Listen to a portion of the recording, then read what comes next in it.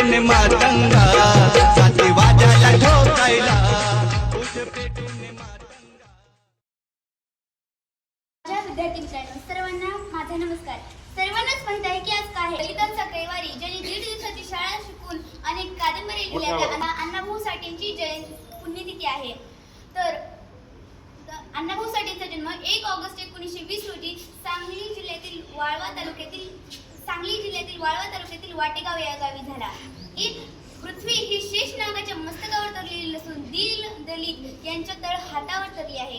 अण्णाभाऊ साठे यांनी खूप कादंबऱ्या लिहिल्या। वैजयंता, फकीरा, वारणीचा वाघ याप्रमाणे त्यांनी खूप अनेक कादंबऱ्या लिहिल्या आहेत। डॉक्टर बाबासाहेब आंबेडकरांना ते आपले गुरु मानायचे। जग बदल घालून घावं सांगून गेले माझं भीमराव असे ते नेहमी म्हणायचे। त्यांनी शिवाजी महाराजांचा पोवाडा 7 समुद्रापलीकडे सर्वप्रथम रशिया येथे गायला। तुझे वृक्ष तैसेच होतो आम्ही, आज त्या वृक्षाला आली हिरवी हिरवी पाणी, ज्ञानाच्या वृक्षाला आली यशाची फळे। अण्णाभाऊ साठे फक्त आणि फक्त तुमच्यामुळे। माझी मैना गावावर राहिली